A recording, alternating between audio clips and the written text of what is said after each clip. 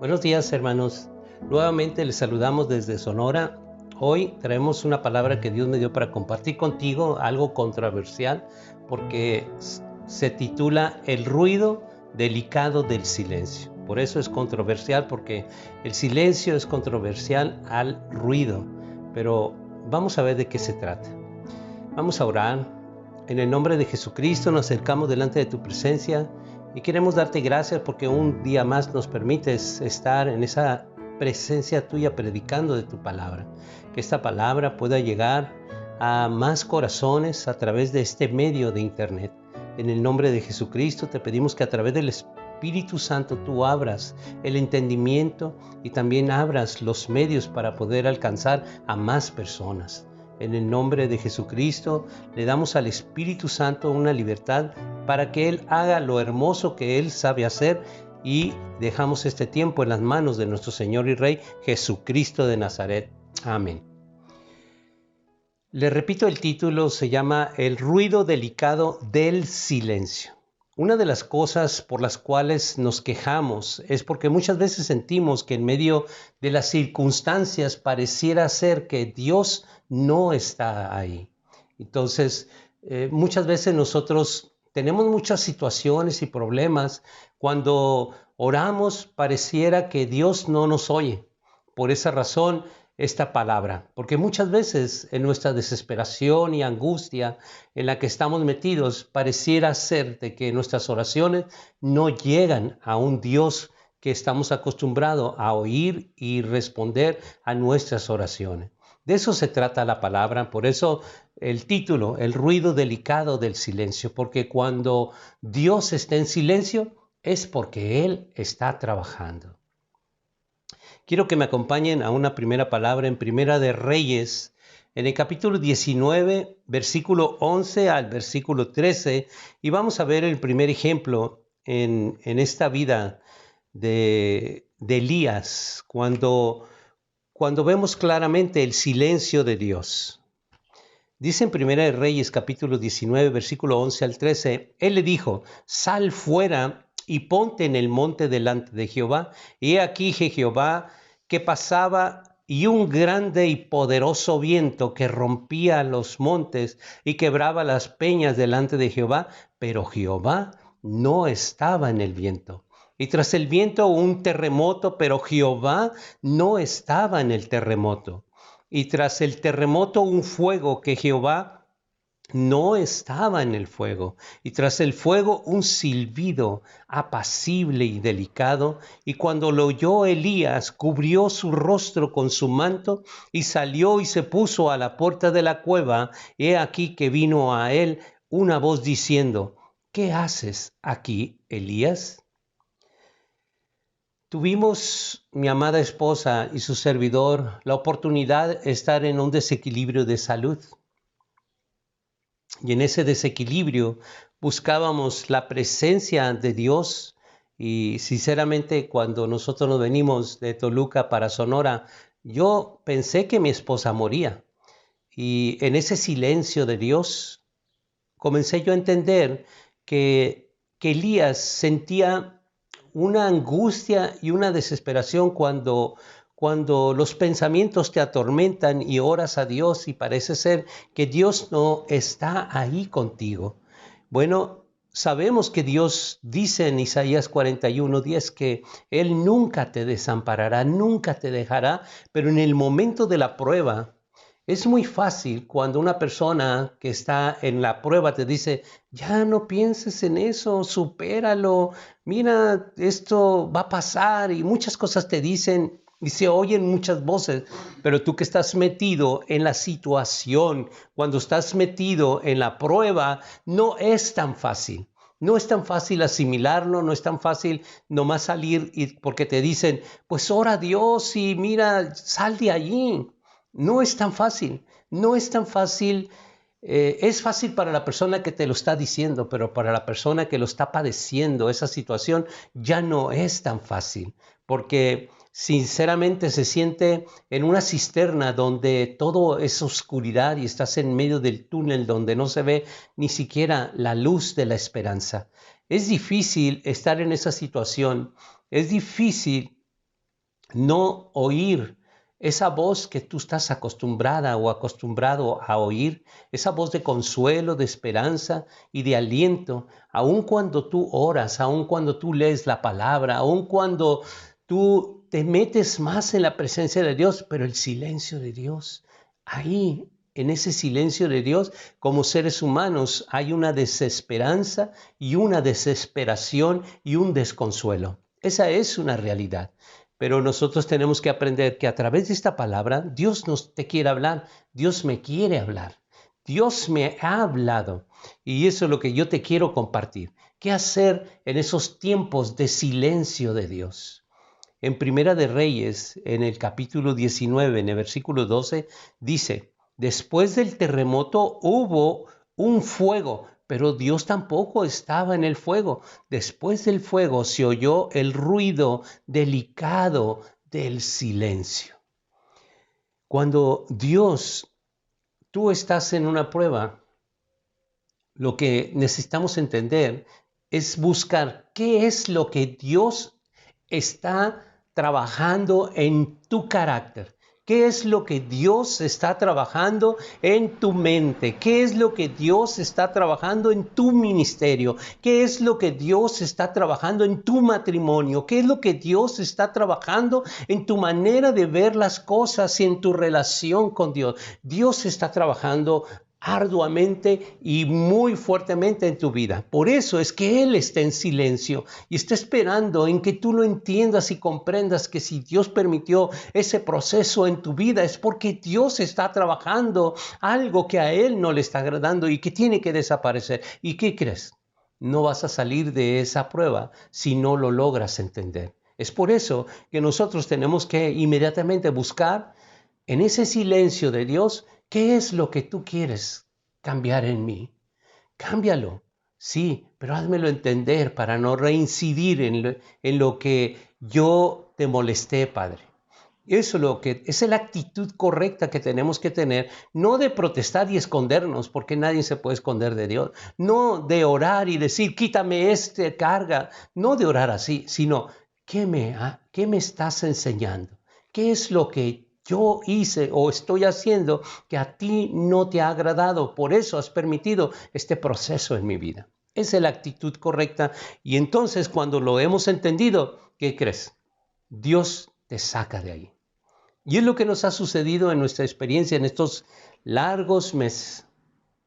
Ya un año de proceso, un año de estar en un desierto, en un año de silencio de Dios.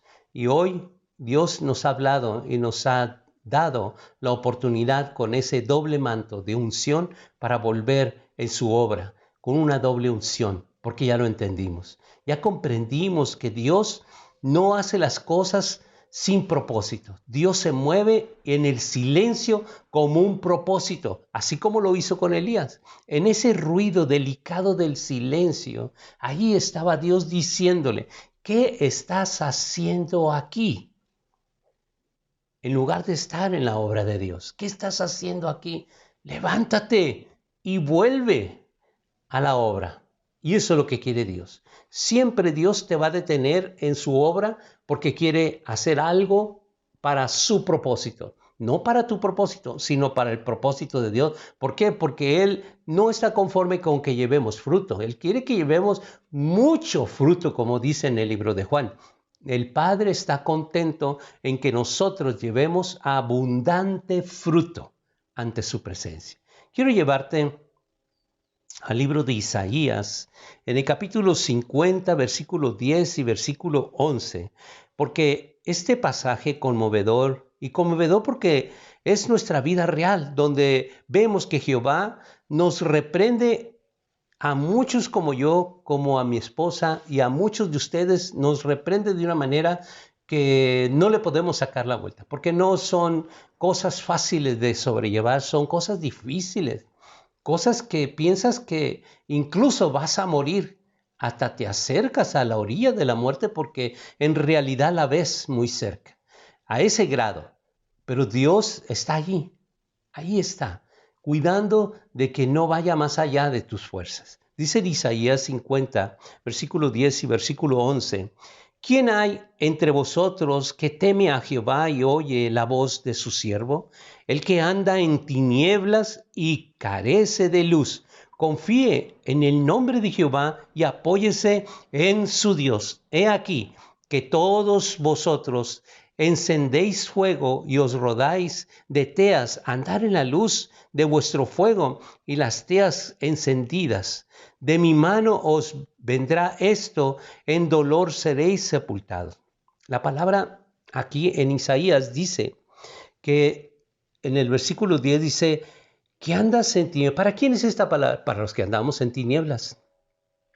No dice que para los que están en el mundo, no dice eso. Dice que lo que andamos en tiniebla, andar en tiniebla es andar en desobediencia, andar en desconocer algún mandato de Dios. Eso es andar en tinieblas.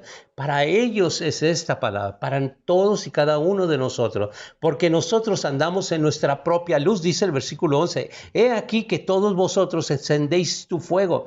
Nuestro fuego es la luz que nos alumbra nuestro razonamiento, nuestro entendimiento, que solamente podemos ver lo que queremos ver y entendemos lo que queremos entender. Y cuando sucede eso es cuando Dios pone un hasta aquí a tu vida y te prepara para que tú oigas y camines en su luz, no en tu propia luz que encendiste. Ni cuando habla de te rodeas de teas, son como lamparitas alrededor tuyo, son las voces que te dicen y te alientan, mira esto y el otro, y muchas opiniones y muchas voces, son las teas, porque andan en la luz de su razonamiento y entendimiento, pero Dios quiere que caminemos en su luz. ¿Cuál es su luz? La palabra nos enseña, lámpara es a mis pies tu palabra. Esa es la luz que nosotros necesitamos, no salirnos ni movernos de ese camino que alumbra su palabra en nuestras vidas. Cuando nosotros comenzamos a encender luces para caminar en nuestro entendimiento, es cuando Dios te pone un hasta aquí. Porque podremos decir, oh, yo voy bien. Sí, en tu entendimiento andas bien. Pero cuando comenzamos a ver lo que yo estoy diciendo, pensando y haciendo de acuerdo a la palabra, podemos ver de que ese camino no corresponde a la luz, a la lámpara de la palabra de Dios. No corresponde, porque ahora yo camino en mi propio entendimiento. Por eso dice la palabra, el que anda en tinieblas y carece de luz.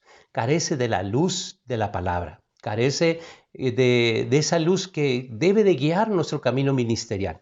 Bueno, esta es una situación desesperante donde tenemos reales necesidades para que Jehová Dios las supla. Cuando nosotros estamos en ese proceso, es cuando más oramos a Dios porque queremos esa sanidad, queremos esa restauración, queremos que Dios nos oiga y supla todas las necesidades que nosotros sentimos que tenemos necesidad, y oramos a Dios y le decimos, yo más de una vez le dije a Dios, tú dices en tu palabra que esto no va a ir más allá de mis fuerzas, y esto ya llegó más allá de mi fuerza. ¿Qué creen? Jehová Dios siempre contestó a esa oración, siempre nos sacó adelante. Hasta hoy Dios es tan fiel que nunca nos ha faltado un techo, nunca nos ha faltado comida, vestido, calzado. No nos ha faltado. Y le damos la gloria a Dios porque Él ha tratado con nosotros y ha tratado con su siervo y su amada esposa. Ahí va a tratar contigo, sino que a través de todo este proceso ha tratado con cada uno de esta congregación. Y damos gracias a Dios por ello, porque Dios, a quien Dios ama, a Él corrige y azota. Y gracias por esos azotes, gracias por esa corrección, gracias porque Dios nos ama, nos demuestra que nos ama. Caminemos cada día sin entender lo que está pasando. Eso es parte de lo que Dios quiere que sí entendamos. ¿Qué es lo que Dios está haciendo en tu vida? Por eso, en lugar de quejarte, que lo que está sucediendo, debería decir, ¿qué me estás enseñando con esto? ¿Qué es lo que tú quieres que yo aprenda? Si Dios nos habla con palabras específicas de gran bendición, pero en realidad, Él te va a hablar a través de procesos que Él permite meterte. Él te va a hablar, pero depende de ti que lo entiendas. Depende de ti, de que tú le ores a Dios y le digas, enséñame, ¿qué es lo que tú quieres que yo cambie? ¿O qué es lo que estás cambiando? No quiero poner ninguna resistencia a mi carácter con lo que tú quieres hacer. Yo quiero ser dócil, humilde, en la actitud correcta para poder aceptar lo que tú quieres hacer en mi vida. Dios ya empezó una obra en ti, empezó una obra en mí, y Él, cumplidamente el tiempo, la perfeccionará. Muchas veces dilatamos ese proceso porque encendemos, como leímos en la palabra, encendemos nuestras propias luces y teas para caminar en esa luz que simula la luz de Dios, pero nada que ver. Nada puede simular ni imitar la luz de Dios, porque la luz de Dios es perfecta. Y la luz que nosotros entendemos y comprendemos o formamos o inventamos, esa luz siempre va a excusarnos por muchas cosas. Hay muchas excusas. Como seres humanos siempre nos excusamos. Por ejemplo, la persona que es alcohólica, por ejemplo, y vuelve a caer, es que pues pasó esto y se justifica. La persona que es mal hablada, igual. La persona que es mentirosa, igual. Siempre se va a justificar. ¿Por qué se justifica como ser humano? Se justifica por la razón que somos imperfectos y necesitamos justificar nuestros actos. Y los justificamos muy bien. ¿Y con qué los justificamos? ¿Acaso los justificamos con la palabra? Por supuesto que no. Los justificamos con razonamiento, que es la luz que encendemos. Nuestro razonamiento, pues no estoy tan mal. Antes estaba peor, sí, pero necesitamos crecer y no reincidir. Cuando nosotros salimos de alguna situación en la cual Dios nos ha sacado, necesitamos dar frutos dignos de arrepentimiento, que son no volver a caer en las mismas cosas. Y ese es el crecimiento. Y eso es cuando Dios se presenta en nuestra vida. Todos vosotros encendéis fuego y nos rodeamos de luz artificial. Y eso es lo que Dios quiere que no hagamos. Dios quiere que permanezcamos en su luz y caminemos alumbrados por su luz de su palabra. Para atravesar ese proceso se necesita la gracia de Dios. Cuando Pablo estaba pues quejándose y Dios le respondió diciendo, bástate mi gracia. Entonces, cuando nosotros salimos de un proceso, ¿qué es lo que nos hace salir de un proceso? Solamente su gracia, es su gracia. Entonces dice en Romanos 10:17, así que la fe es por el oír y el oír por la palabra de Dios. Nosotros, si vamos a caminar en ese camino de fe, tenemos que encender esa luz nuevamente en nuestras vidas. Que la luz del Evangelio alumbre nuestra vida para poder ser transformados de nuestra manera de pensar. Es muy fácil como seres humanos reincidir y caer en lo humano, porque somos humanos. Es muy fácil no darnos cuenta cuando ya caímos en la conformidad, en el confort, caímos en estar pensando y razonando con nuestra mente, no con la mente de Cristo que Dios quiere formar en nosotros. Mente de Cristo se forma a través de la palabra de Dios. La transformación, lo aparentemente negativo es lo que Dios transforma en hacerlo beneficioso, porque dice su escritura. Dice que todas las cosas cooperan para bien a los que le aman. Entonces, todas aquellas cosas que el enemigo quiso tomar por ventaja para destruirte, Dios las va a tomar como un trampolín para que subas y crezcas. Y eso es lo que Dios hace en tu vida. Ya lo entendiste, lo que pasaste mal, lo va a usar Dios para crecimiento. Y esa es la transformación gloriosa que Dios da. De eso malo hace algo maravilloso, extraordinario. Porque todavía suceden los milagros de lo que no se ve, Dios sigue haciendo cosas que sí se ven. Vamos a ver algunos ejemplos de aquellos que hicieron algo ante el silencio de Dios para obtener una beneficiosa enseñanza para su vida cotidiana. Primero, nuestro primer ejemplo lo tomaremos en las vidas del pueblo de Dios que fue sacado de Egipto por medio de Moisés. Veamos ese ejemplo. Vamos a Éxodo 32:1. Viendo el pueblo que Moisés tardaba en descender del monte, se acercaron entonces a Aarón y le dijeron, levántate y haznos dioses que vayan delante de nosotros, porque a este Moisés, el varón que nos sacó de la tierra de Egipto, no sabemos qué le haya acontecido. Aquí nos encontramos con una situación especial donde Moisés estaba en la presencia de Jehová Dios. Por varios días bajo el campamento había un silencio prolongado.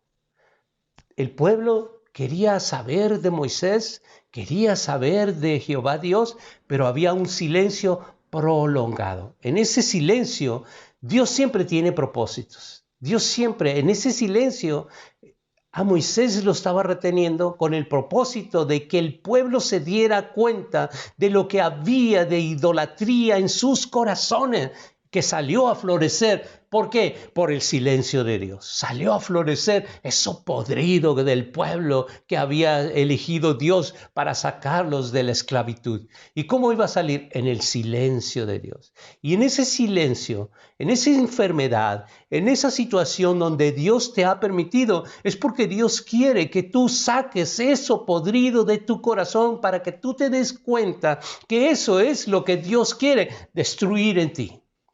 Y es maravilloso entender la palabra cuando nosotros vemos de que Moisés tardó por un propósito, porque el que lo estaba deteniendo era Dios.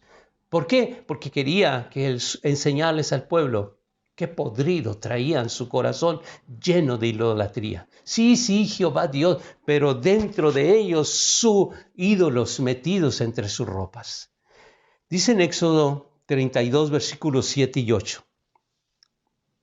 Entonces Jehová dijo a Moisés: anda, desciende, porque tu pueblo que sacaste de la tierra de Egipto se ha corrompido. Pronto se han apartado del camino que yo les mandé. Se han hecho un becerro de fundición y lo han adorado y le han ofrecido sacrificios y han dicho: Israel, estos son tus dioses que te sacaron de la tierra de Egipto. Este tiempo de silencio de parte de Jehová Dios sirvió para eso, para sacar eso de sus corazones. Veamos otro ejemplo de silencio de Dios. Todos los silencios de Dios, si tú estás pasando por algún silencio de Dios, es porque Dios quiere enseñarte algo que a Él no le está agradando. Y eso es lo que tú tienes que intentar verlo, porque si no lo logras, entonces seguirás ahí en ese silencio de Dios. ¿Te gustaría seguir en ese silencio de Dios? A mí no me gusta el silencio de Dios, porque yo prefiero, por más duro que sea, saber cuál es el propósito de Dios en mi vida y a través de mi vida, que quedarme en el silencio. Así como muchas personas se han quedado y muertas en el desierto, así yo no me gustaría morir. Me gustaría que Dios me sorprendiera trabajando en su obra. Dice en este segundo ejemplo. Este segundo ejemplo lo vamos a tomar en la vida del profeta Samuel y del rey Saúl. Los filisteos se juntaron para pelear contra Israel, que era un enemigo muy numeroso, que su sola presencia causaba mucho temor, porque miraban el pueblo que dirigía Saúl, pues estaba rodeado por los filisteos de un gran número que solamente al ver alrededor la gran cantidad que eran, provocaba mucho temblor y de hecho temblaban de miedo. Bueno, pero había un silencio de Dios. Veamos lo que dice Primera de Samuel en el capítulo 13, versículo 5. Entonces los filisteos se juntaron para pelear contra Israel. 30,000 carros, 6,000 hombres de a caballo y pueblo numeroso como la arena que estaba en la orilla del mar. Subieron y acamparon en Micmas y al oriente de Bedabén.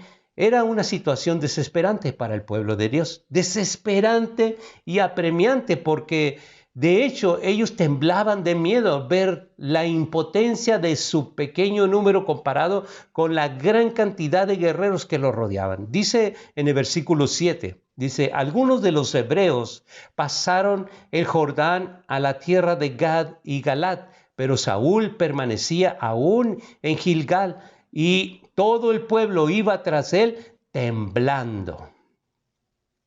Temblaron porque era una situación estrecha y apretada. Estrecha porque ellos se miraban en medio de todos sus guerreros, que ellos eran imposible que les ganara. Dice en el versículo 6, dice, cuando los hombres de Israel vieron que estaban en estrecho, porque el pueblo estaba en aprieto, se escondieron en cuevas, en fosos, en peñascos, en rocas y en cisternas. Aquí, cuando ellos se esconden, es porque no aguantaban el miedo, estaban pero atemorizados de una gran manera. El temor es símbolo de ese silencio de Dios. Hay mucho temor, como les comencé a narrar nuestra situación de mi amada esposa, cuando nos venimos, ese temor, yo tenía miedo. ¿Saben cuál era mi miedo? Mi miedo era de que, sinceramente, yo pensé que Lali se me moría allá en Toluca. Comencé a actuar desesperadamente. Quizás no me escondí en cuevas, ni en pozos, ni en peñascos, ni en rocas, ni en cisternas, pero me vine a esconder al nivel del mar, porque pensé que eso la iba a guardar de la muerte, el nivel del mal, muchas cosas que me dejé alumbrar por mi razonamiento y dejé la luz admirable de Jehová Dios.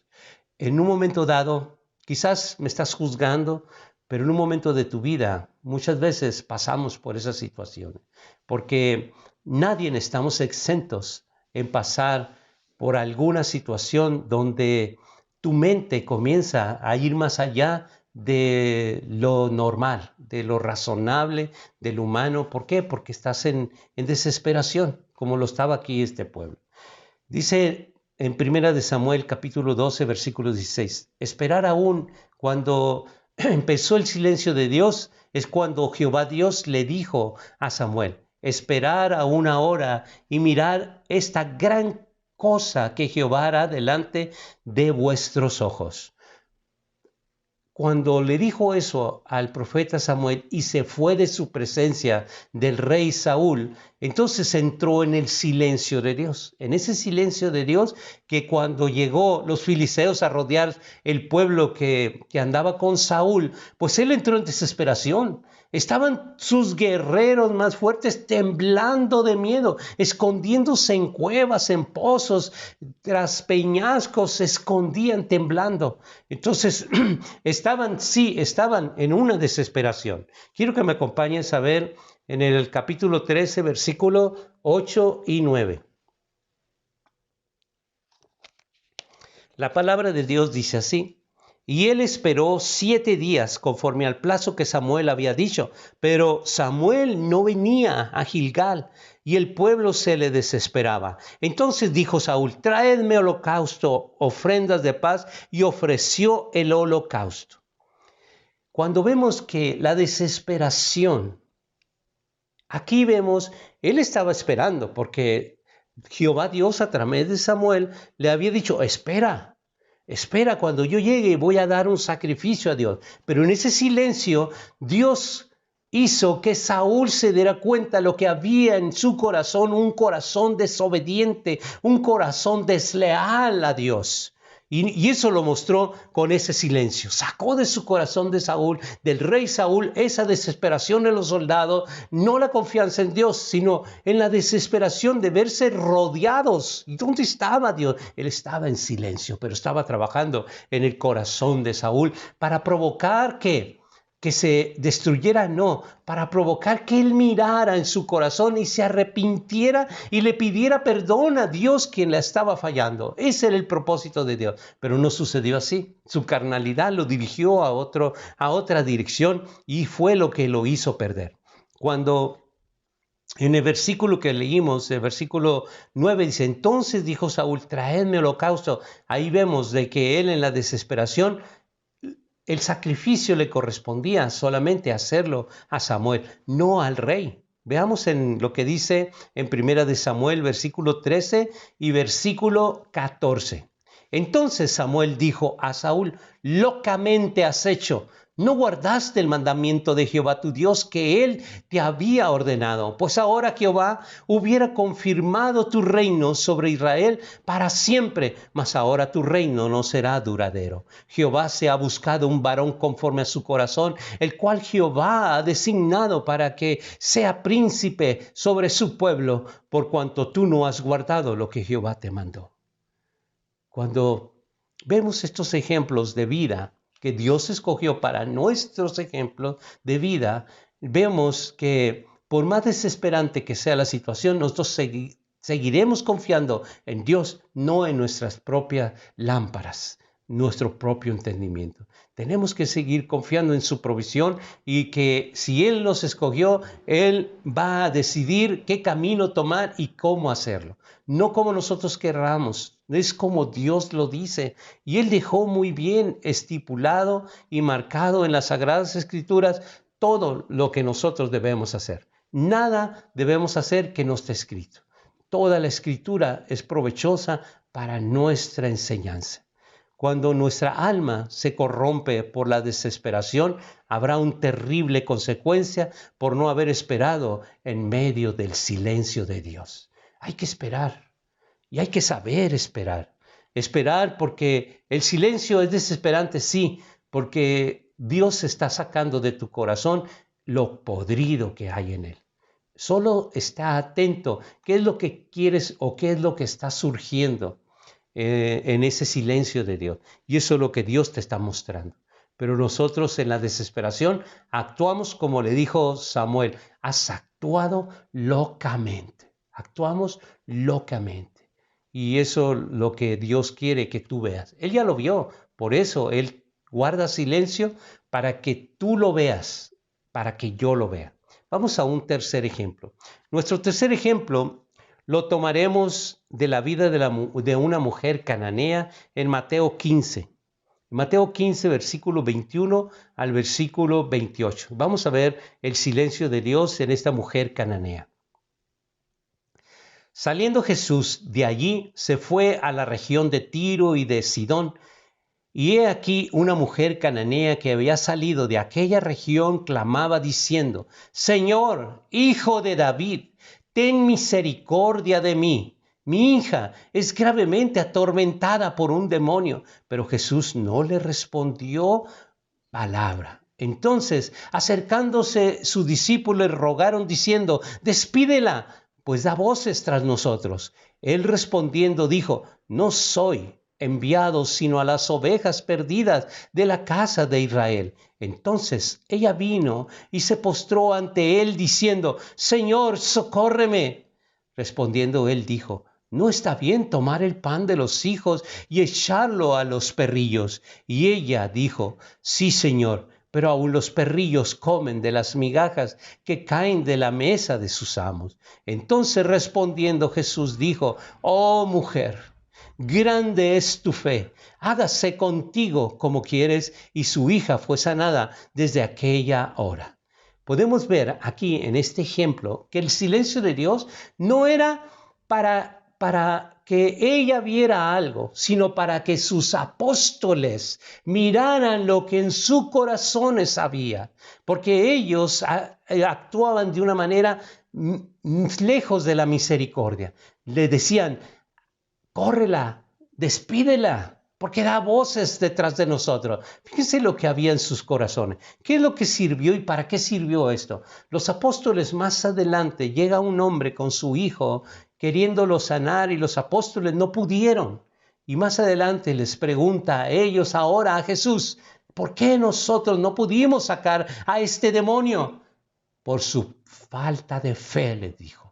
Y se hace referencia a este pasaje de Mateo 15, 21 al 28, donde ellos le estaban queriendo despedir a esta mujer por falta de misericordia. Y más adelante ellos querían sacar un demonio. ¿Cómo iban a poder? Porque después les dice, por su poca fe. Y este tipo de demonio no sale sino con oración y ayuno. ¿A qué ayuno se refería? A la misericordia, de hacer misericordia con aquel mendigo, con aquel necesitado, porque en Isaías 58 dice de que el verdadero ayuno que Dios escogió es hacer misericordia, de comer con el hambriento, de darle las necesidades al harapiento, al que le falta calzado, al que le falta techo, comida al vientre que tiene hambre. Pero ellos no tenían misericordia. Pero Dios estaba enseñando con esta mujer cananea que no era el pueblo de Dios. Sin embargo, ella prefería comer de las migajas de esos 12 que andaban con él y ella quería de esas migajas que los apóstoles tiraban en el suelo y ella se conformaba con esas migajas. Y Dios exaltó esa fe, porque sin fe nadie podrá agradar a Dios. Vemos cómo nuestro Padre Celestial a través de Jesús nos enseña en ese silencio, porque literalmente Jesús en el silencio, cuando ella le dice en el versículo 22, he aquí una mujer cananea que había salido de aquella región, clamaba diciendo, Señor, hijo de David, ten misericordia de mí. Y en el versículo 23 Jesús no le respondió palabra. En ese silencio es cuando Dios siempre trabaja. Siempre que veamos un silencio, Dios está trabajando. ¿Y en qué estaba trabajando? No estaba trabajando en esa mujer, estaba trabajando en los corazones de sus apóstoles.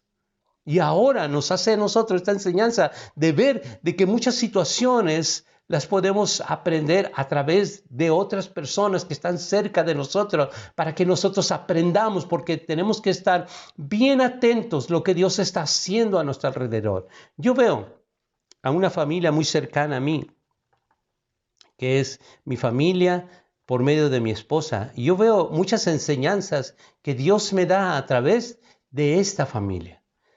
Y doy gracias a Dios por esas enseñanzas, pero sobre todo doy gracias a Dios por lo que Él me permite a mí ver. Que no viene al caso decírtelo, pero me permite a mí ver muchas cosas que yo, como siervo de Dios, veo, callo y aprendo. Porque en el silencio de Dios es el que me está enseñando. Y así Dios, si tú eres atento a lo que Dios se mueve, vas a aprender mucho de parte de Dios cuando pones mucha atención a lo que está sucediendo a tu alrededor. Todo es una enseñanza. Nada sucede por casualidad. Dios, si tú eres una elegida de Dios, si tú eres un elegido de Dios, está atento a lo que sucede en tu familia, lo que sucede en tu casa, lo que te sucede a ti. Siempre lleva un propósito de Dios. Y si tú miras que a tu alrededor está una familia en una situación u otra, aprende de eso. Dios te quiere enseñar, porque ellos no son los elegidos, tú eres la elegida, tú eres el elegido, que Dios está usando sus circunstancias para que tú aprendas. Y ese es el propósito de Dios. Siempre en el silencio de Dios tú vas a tener una gran enseñanza para crecimiento. Vamos a un ejemplo número 4. Nuestro cuarto ejemplo lo tomaremos de las vidas de 3 hermanos. Los 3 hermanos son Marta, María y Lázaro. Juan 11, versículo 1, y luego nos pasamos al versículo 5 y 6. Vamos a ver aquí esta enseñanza en el silencio de Dios. Estaban entonces enfermo uno llamado Lázaro, de Betania, la aldea de María y de Marta su hermana. Y amaba Jesús, el versículo 5, y amaba Jesús a Marta y a su hermana y a Lázaro. Cuando oyó, pues, que estaba enfermo, se quedó 2 días más en el lugar donde estaba. Ahí está el silencio. Él oyó que su amigo Lázaro estaba enfermo, pero él decidió guardar silencio por 2 días. En ese silencio había una enseñanza. En ese silencio. Entonces todos hubiéramos imaginado que Jesús viera por su amigo Lázaro que tanto amaba, que en ese momento cuando le dijeron que estaba muy enfermo, saldría corriendo Jesús a auxiliarlo y darle sanidad. Pero no fue así, decidió guardar silencio. Guardar silencio, por eso se quedó 2 días más. Dice en el versículo 20 de Juan 11. Entonces Marta, cuando oyó que Jesús venía, salió a encontrarle, pero María se quedó en casa. Cuando María lo vio y dijo también, Juan 11:21, Marta dijo a Jesús, Señor, si hubieses estado aquí, mi hermano no habría muerto. Ya sabíamos lo que posteriormente sucede, porque fue para la glorificación de Jesús. Pero Él les estaba enseñando de que Él era la resurrección, Él era la vida en persona, Él era el Hijo de Dios, que en su mano estaba la vida después de la muerte. Y eso tenía que enseñarlo en el silencio. Por eso guardó 2 días de silencio para poder tener esta enseñanza. Dice en Juan 11:24, Marta le dijo, yo sé que resucitará en la resurrección en el día postrero. Ella sabía eso, esa enseñanza ya se la había dado Jesús, pero esa enseñanza solamente eran palabras que Jesús sabía de que después no iban a servir para nada. Él tenía que confirmar esas palabras con un hecho de resucitar a Lázaro. Por eso es que sucedió la resurrección de Lázaro, porque él tenía que confirmar. Cuando él muere y lo sepultan, ¿cuántos creen que estaban esperando afuera del sepulcro de Jesús? ¿Cuántos creen ustedes que estaban esperando? Porque él lo había prometido, porque Marta aquí lo estaba diciendo. Yo sé que en la resurrección él va a resucitar. ¿Cuántos creen? Los apóstoles sabían que él iba a resucitar, pero ¿cuántos estaban esperándolo allí en su tumba? ¿Estaba alguna mujer ahí? No había nadie. La tumba estaba sola, totalmente sola. Sus apóstoles estaban dispersos, desbalagados, todos, cada quien pensando, pues, ¿dónde quedó el Señor? ¿Dónde quedaron sus promesas? Él ya está muerto, está sepultado. Para ellos ya no había esperanza, no había nada. Solamente Pedro que decía, pues yo soy pescador, yo me voy a ir a pescar. ¿Cuántos me siguen? Y lo siguieron todos.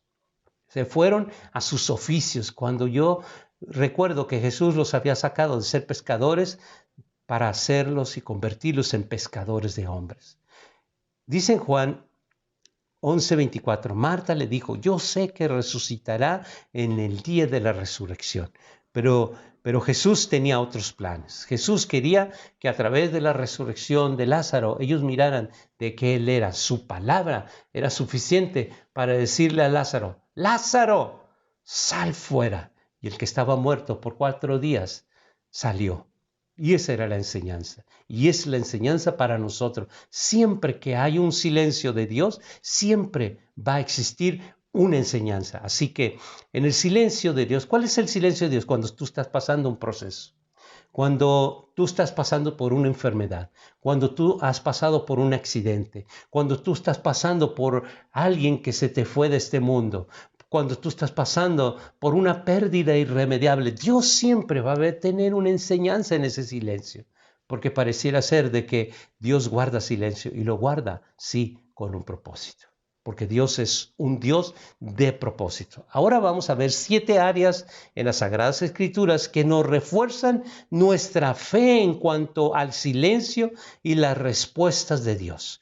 Vamos a estos 7 ejemplos. Primera es en Salmo 145, versículo 18. Cercano está Jehová a todos los que le invocan, a todos los que le invocan de veras. Cuando nosotros vemos en ese silencio y le invocamos a Dios, les contaba temprano en esta predicación, enseñanza, les decía de que yo oraba a Dios, pero oraba de una manera inapropiada, porque debería ver lo que dice el Salmo, cercano está Jehová a todos los que le invocan. Yo le invocaba, pero a todos los que le invocan de veras. Y ese de veras es invocarle con el propósito que Dios está guardando el silencio.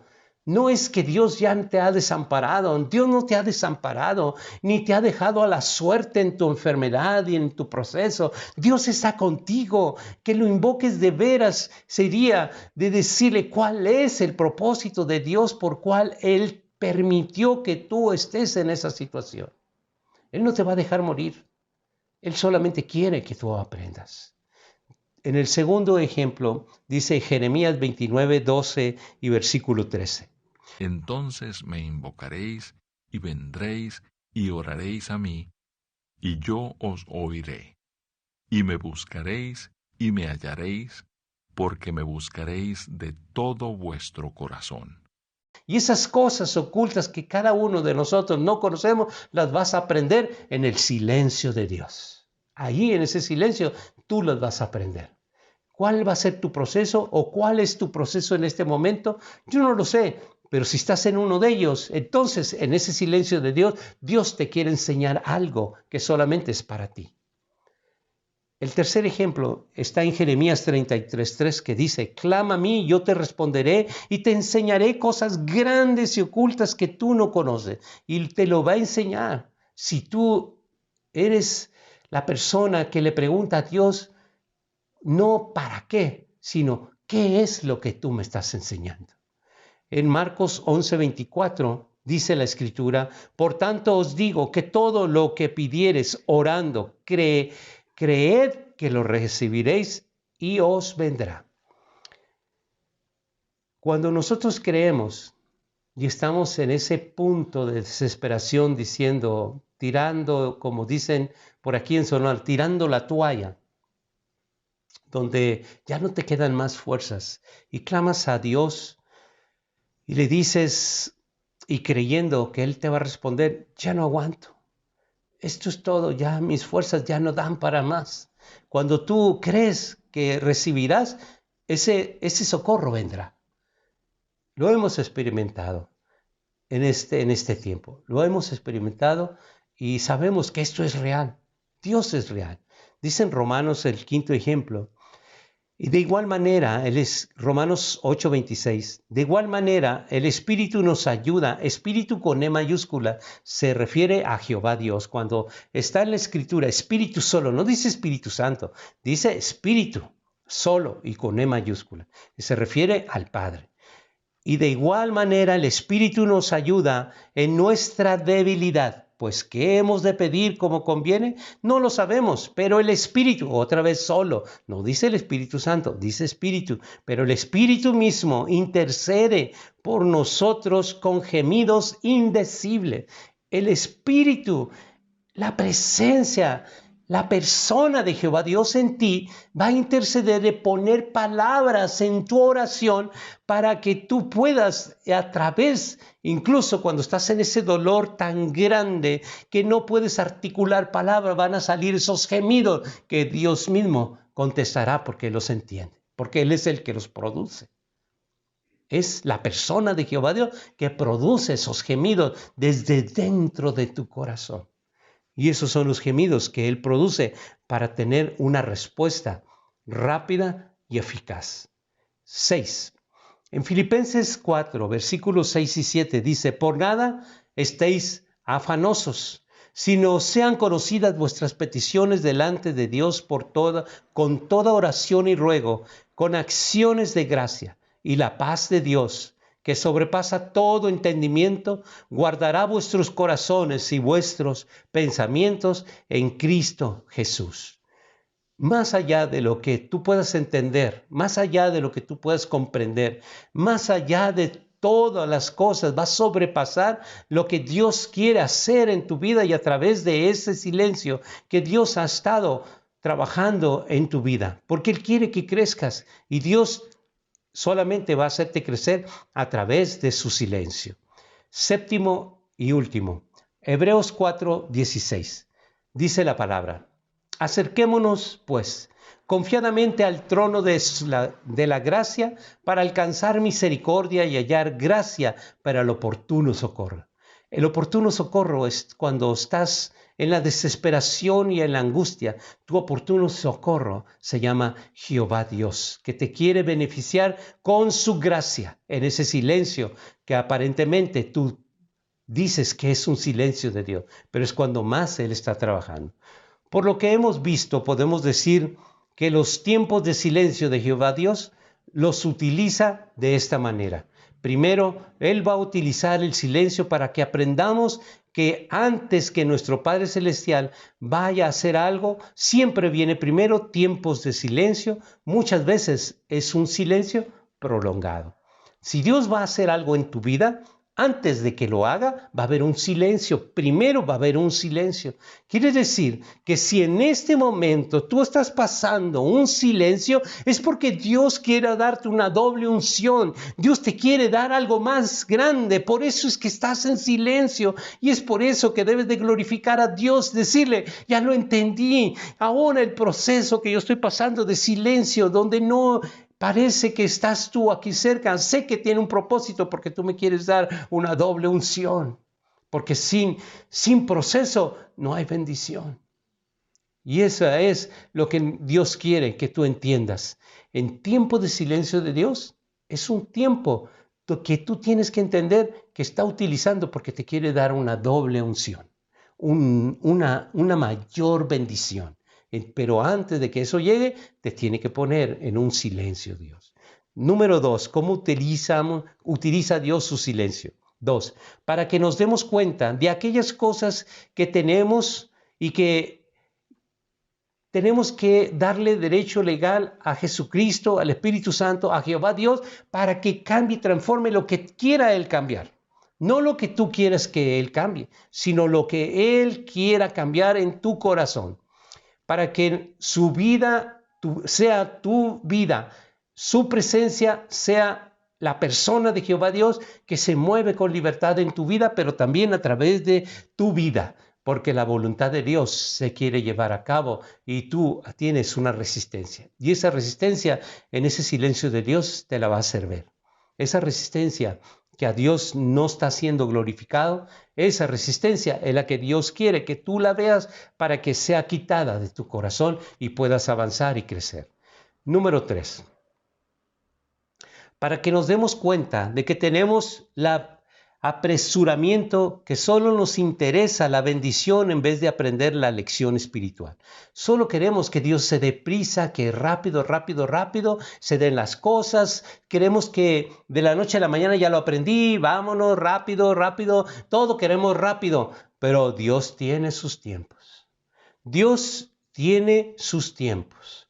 Y Él no anda con tu apresuramiento. Dios quiere las cosas en su tiempo. Quiere que queden bien firmes, confirmadas en tu corazón. Por eso es que Dios prolonga su silencio.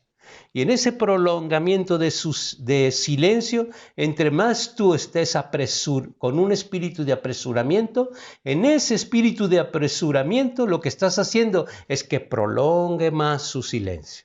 ¿Quieres que se acabe su silencio? No estés desesperado, no estés desesperada, porque a Dios no le agrada que nosotros estemos con un espíritu de apresuramiento, porque Dios tiene sus tiempos. Él, su perfecto tiempo se llevará a cabo cuando Él lo dice, cuando lo ha dispuesto, no cuando tú te apresures y lo quieras apresurar a Él. Será como Él lo ha establecido en su perfecto tiempo. Y tú tenemos que aprender a esperar en Dios, porque Él lo hará.